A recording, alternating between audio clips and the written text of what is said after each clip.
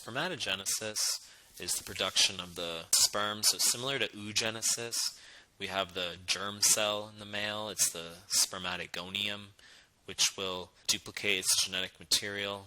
And we have the primary spermatocyte, which will then undergo 2 rounds of meiosis to produce the spermatids.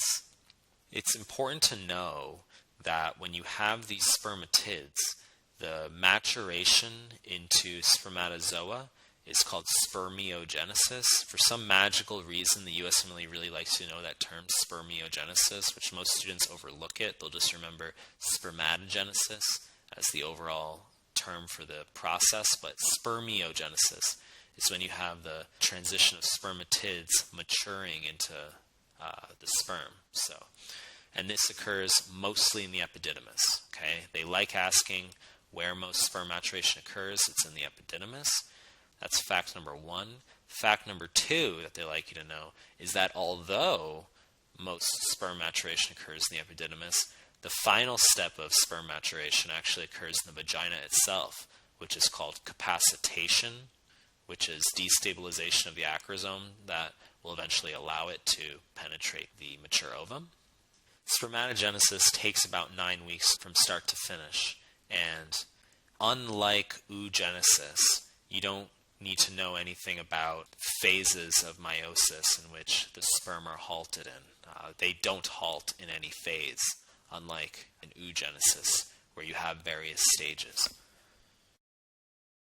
So for androgens, the main ones you need to know are dihydrotestosterone and testosterone and androstenedione. So they definitely want you to know this order, where DHT, dihydrotestosterone, is the strongest one. Now, testosterone will be converted to DHT via 5-alpha reductase. So 5-alpha reductase, and that is inhibited by finasteride, which is what you give for BPH, benign prostatic hyperplasia. If they mention high blood pressure in a male who also has BPH, the answer would be tamsulosin or terazosin, so these alpha-1 AD receptor antagonists, which are specific for the prostate gland. That's the answer if there's BPH with hypertension. If they just mention BPH, the answer is finasteride. But finasteride inhibits 5-alpha reductase, which converts testosterone to DHT. DHT is necessary for the male external phenotype, including the prostate gland internally, whereas testosterone is mainly responsible for the internal male structures. So you can have testosterone, but if you have decreased DHT because you don't have 5-alpha reductase, you get an ambiguous phenotype. So it might be appearing female until the age of 12, where it's at phallus at age 12. The penis at age 12 equals 5-alpha reductase deficiency on the step 1 because you get the surge of testosterone at puberty, which will override that deficiency of the 5-alpha reductase to increase DHT. So you can get the male external phenotype at puberty. So just give you an idea that DHT is stronger than testosterone, and DHT is derived from testosterone. Androstenedione is the weaker androgen. Androstenedione is aromatized into estrone, whereas testosterone is aromatized into estradiol. As I was mentioning before, DHT is responsible for the prostate external male phenotypes, the phallus, the penis, whereas the testosterone is necessary for the internal male structures, such as epididymis, vas deferens, and seminal vesicles. Seminal vesicles for sperm development, vas deferens, which is ultimately going to allow for the passage of sperm to the urethra. Vas deferens is absent bilaterally, sometimes in cystic fibrosis, and the epididymis, it's where the sperm mature. And testosterone is important during puberty, growth spurt, voice deepening, increases libido, and aromatization of estrogen will cause the closure of the epiphyseal plates.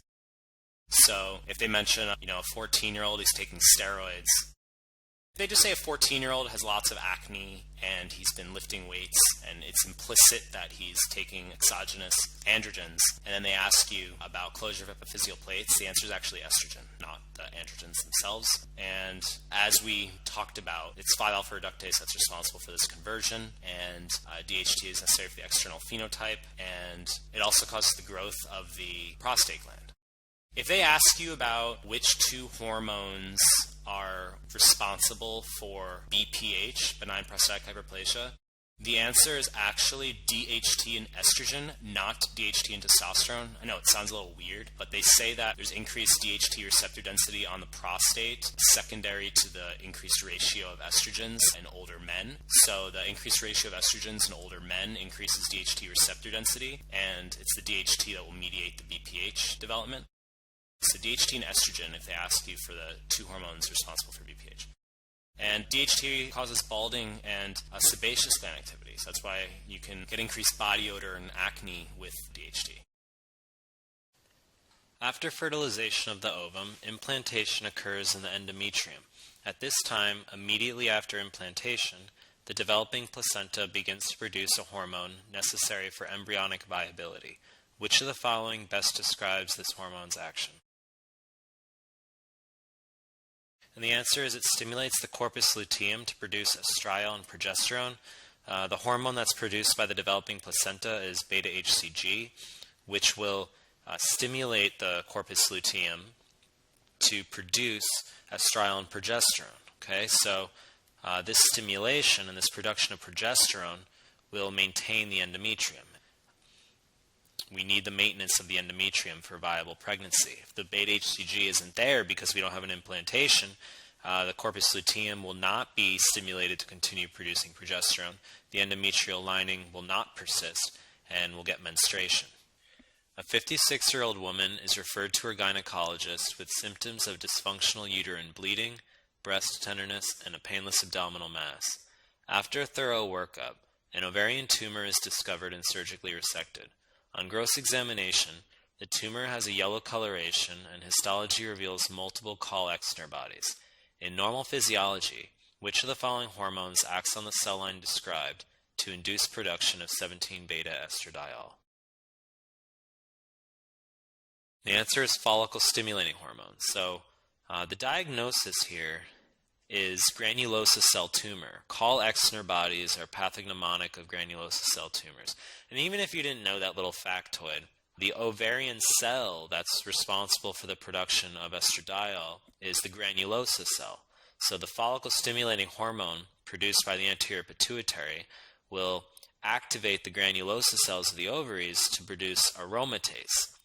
At the same time, you have luteinizing hormone produced by the anterior pituitary to stimulate the theca interna cells of the ovaries to produce androgens. So those androgens, such as androstenedione, will move into the granulosa cells where that aromatase will convert them to estrogens. So androstenedione will be aromatized in the granulosa cell into estrone. If the androstenedione is first converted to testosterone and the testosterone moves into the granulosa cell, that will be aromatized into estradiol. So remember, luteinizing hormone will stimulate the theca interna cells to produce androgens.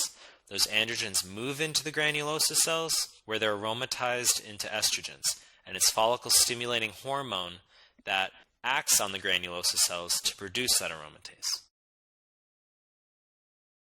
A 16-year-old girl comes to the emergency department complaining of not having had a period for 3 months.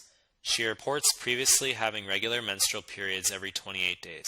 Upon further questioning, the patient admits to frequent sexual activity over the past year and reports using condoms infrequently. The physician decides to order a blood test to check for the most common cause of the patient's symptoms. The biological marker detected by this blood test is most structurally similar to which of the following? So in this case, the patient is most likely pregnant, and we do a blood test looking for human chorionic gonadotropin. And you need to know that HCG is structurally similar to FSH, LH, and TSH. Okay? FSH, LH, TSH, and HCG all share the same alpha subunit, so they're structurally similar, but they have different beta subunits, which is what gives them their own unique specificity and action. So choice A, the hormone that promotes rupture of the ovarian follicle during ovulation, is FSH, where you get the maturation of the follicle to the Graafian follicle, which will rupture. So the answer, FSH, is choice A. We would know that for these choices A through E, the answer could be FSH, LH, or TSH, since those are structurally similar to HCG. However, choice B refers to ACTH, choice C refers to TRH. Choice D refers to prolactin. Choice E refers to oxytocin.